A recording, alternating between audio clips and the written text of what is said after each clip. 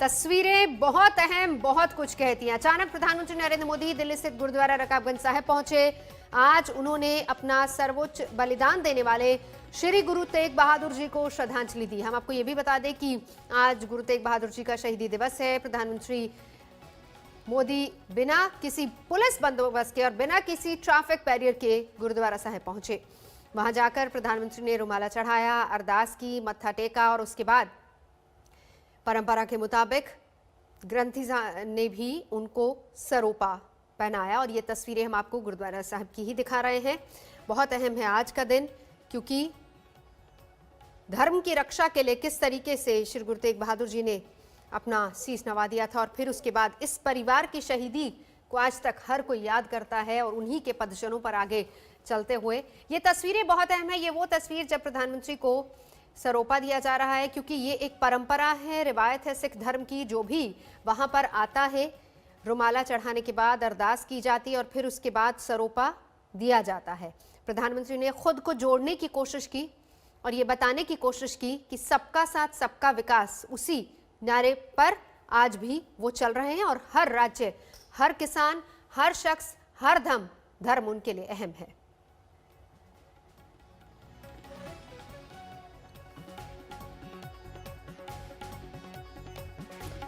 और आइए अब आपको दिखाते हैं शाह का मिशन बंगाल।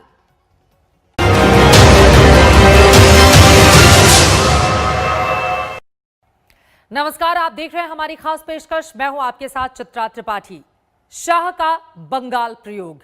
जी हां, थोड़ी देर के बाद अमित शाह शांति निकेतन पहुंचने वाले हैं, जहां पर गुरुदेव रविंद्रनाथ टैगोर को वो श्रद्धांजलि अर्पित करेंगे। आपको बताते चले, बीते दिन शाह ने बंगाल दौरे की शुरुआत रामकृष्ण मिशन से की थी। अब शाह पर सभी की नजरें टिकी हुई हैं। शाह के ट्रैक रिकॉर्ड को देखें तो चुनावी इंजीनियरिंग के वो महारथी हैं, लेकिन इस बार शाह की टक्कर बंगाल की दीदी से है।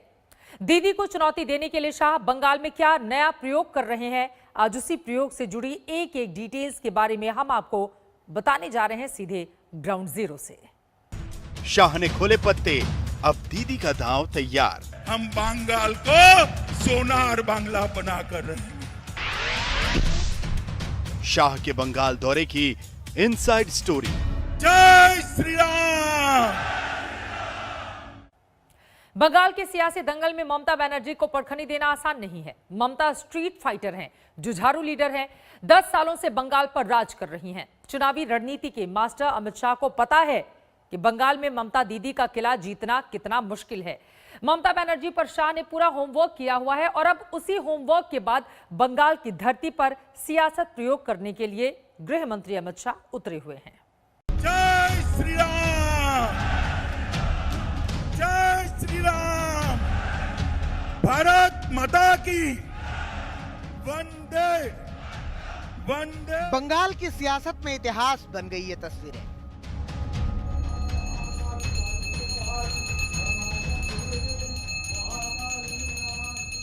इन्हीं तस्वीरों को 2021 में नए इतिहास के ट्रेलर के तौर पर देखा जा रहा है। मां काली का आशीर्वाद लिया, बंगाली अस्मिता को सर झुकाकर प्रणाम किया, खुदीराम बोस को नमन किया, किसान के घर जमीन पर बैठकर भोजन किया। बंगाल में परिवर्तन का मुट्ठी भींचिए और कलकत्ता में ममता दीदी के कान तक और शक्ति प्रदर्शन करके चुनावी अभियान का शंखनाद कर दिया। माता की, भारत माता की। इन्हीं तस्वीरों में शाह बनाम दीदी की सियासी लड़ाई का रोड मैप देखा जा रहा है। 11 विधायक की एंट्री, एक सांसद की एंट्री, एक पूर्व सांसद की एंट्री। तो क्या बंगाल के सियासी पिक्चर का क्लाइमैक्स देश के सामने है, या फिर बंगाल की सियासी पिक्चर में अभी शाह और मात का खेल तो शुरू हुआ है? यानी आने वाले दिनों में नई नई खबरें सामने आती रहेंगी। आज भाई शिवोल शुभेंदु अन्याय के खिलाफ, बंगाल की जनता के शोषण के खिलाफ आपका साथ छोड़कर मोदी जी के साथ आ रहे हैं। आपको दल बदल लग रहा है दीदी, मगर दीदी ये तो शुरुआत है। चुनाव आते आते आप अकेली रह जाएगी।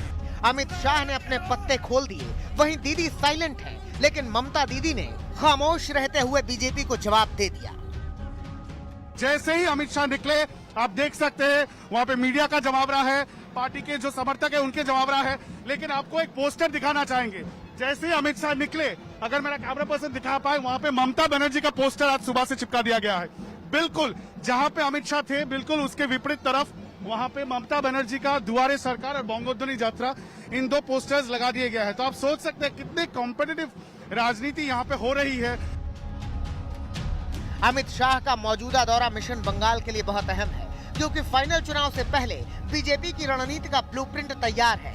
चुनाव किन मुद्दों पर बीजेपी लड़ेगी, नैरेटिव क्या होगा, एजेंडा क्या है, अमित शाह ने गोल सेट कर दिया।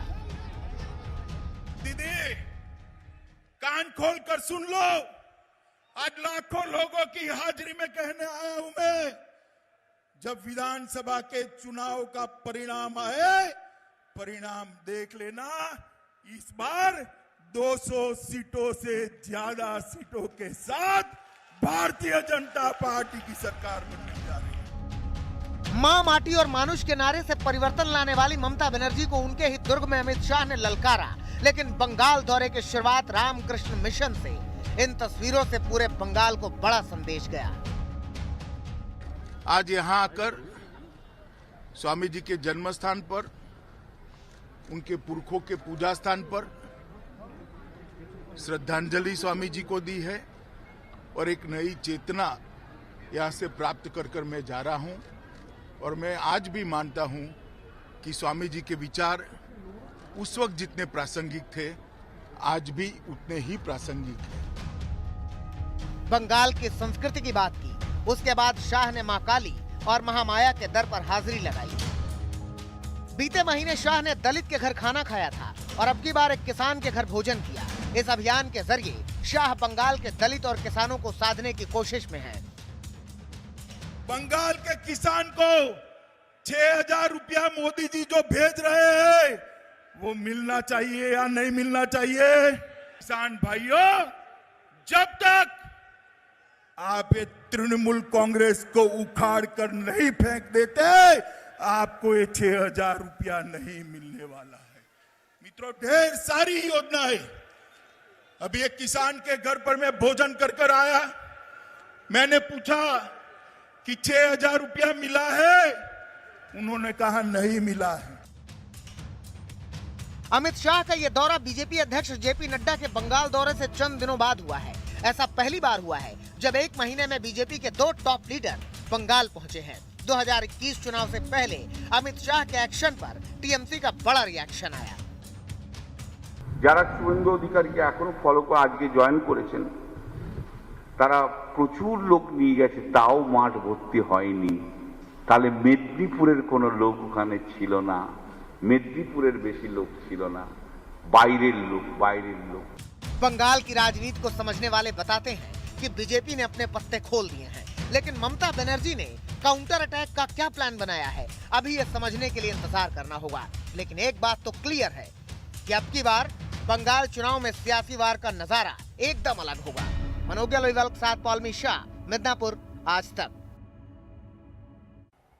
बंगाल चुनाव की पूरी रणनीति अमित शाह तैयार कर चुके हैं, लेकिन ममता बनर्जी को हराने और बीजेपी को जिताने के लिए शाह ने आगे का रोड मैप क्या बनाया है। हमने गृह मंत्री अमित शाह से सीधे बातचीत की। आज तक संवाददाता पॉलमी शाह से अमित शाह ने क्या कुछ कहा है, उनका ये एक्सक्लूसिव इंटरव्यू सुनिए। गृह मंत्री इस वक्त पश्चिम बंगाल में हैं। इलेक्शंस को अभी भी 4 या 5 महीने बाकी हैं, पर जो घमासान है यहाँ का वो शुरू हो चुका है। क्या आपको परिवर्तन का दौर नजर आ रहा है सर? बिल्कुल, यहाँ पर परिवर्तन होने जा रहा है और प्रचंड बहुमत से भारतीय जनता पार्टी जीतेगी।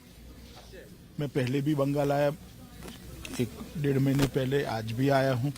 सुबह से जब से मैं निकला हूँ, मैंने जनता को रोड पर देखा है। आज ये मेदिनीपुर के अंदर भी रास्ते में पूरा रोड शो हो, इस तरह का स्वागत मेदिनीपुरी जनता ने हमारे कार्यकर्ताओं का करा। छो नृत्य करते हैं, फूल फेंकते हैं और ये स्वयंभू भीड़ है। मुझे पूरा विश्वास है कि हम यहाँ पूर्ण बहुमत से भारतीय जनता पार्टी की सरकार बनाने जा रहे हैं।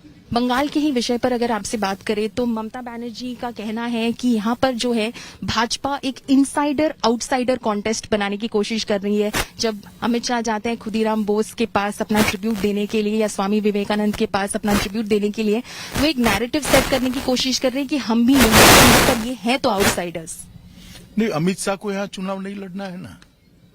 ममता जी के खिलाफ चुनाव तो मेरा बंगाल का कार्यकर्ता लड़ेगा, बंगाल के कार्यकर्ता लड़ेंगे, और भारतीय जनता पार्टी का मुख्यमंत्री भी बंगाल का इसी मिट्टी का मानुस होगा। कौन होगा सर? जो भी होगा, मगर मैं तो यहाँ प्रचार करने के लिए आया हूँ और मैं बंगाल की जनता से बातचीत नहीं कर सकता क्या? हमारी राजनीति इतनी संकीर्ण हो जाएगी? ये तो बंगाल का संस्कार नहीं है।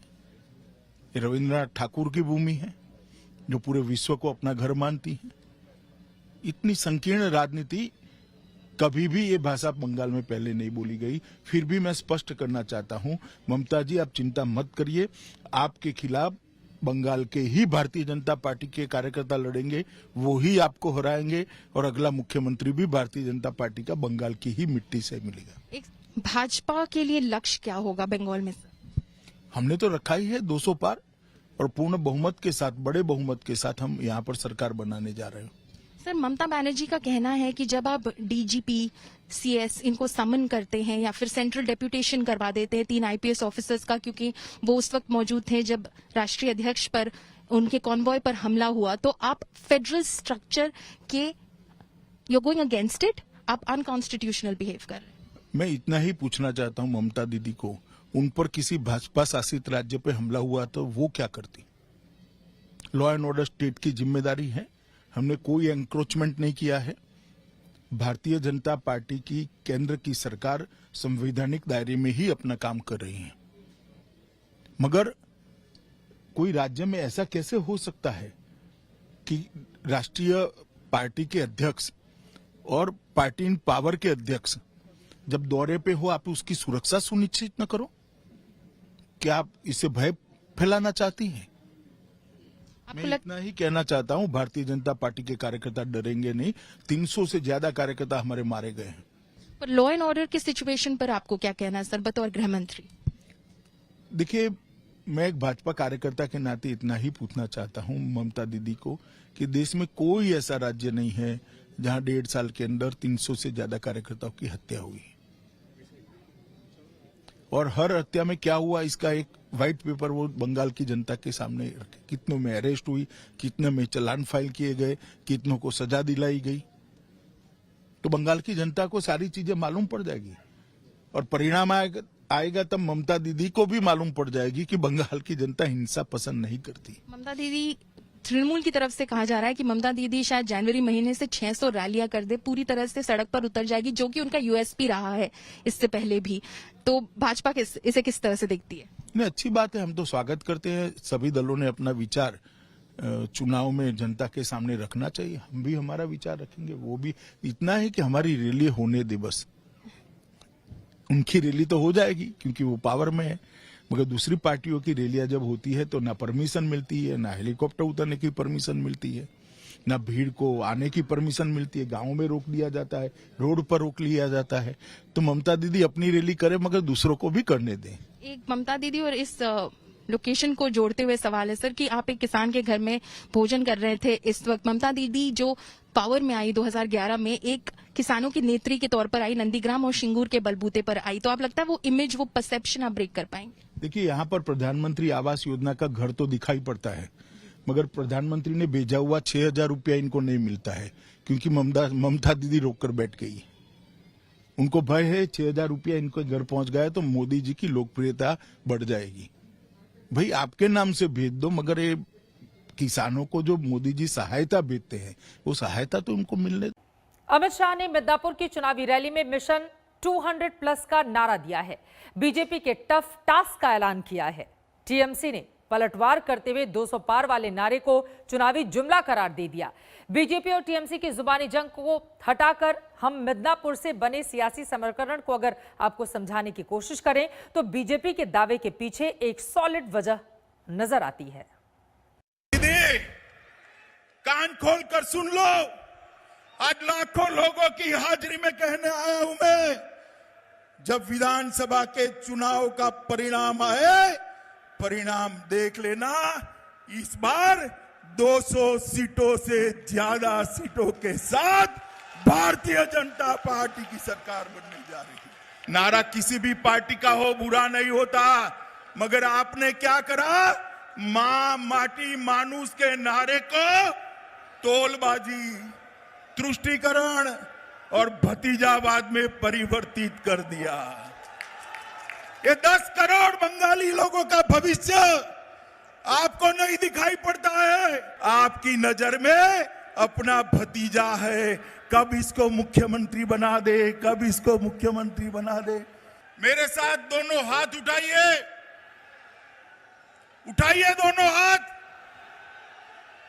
बंगाल में परिवर्तन का मुट्ठी भींचिए और कलकत्ता में ममता दीदी के कान तक पहुंचे ऐसे बड़े आवाज से बोलिए, भारत माता की।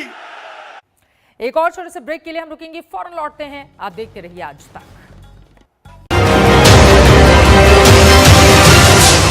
नमस्कार, मैं हूं अंजना ओम कश्यप। हमें उम्मीद है ये वीडियो आपको पसंद आया होगा।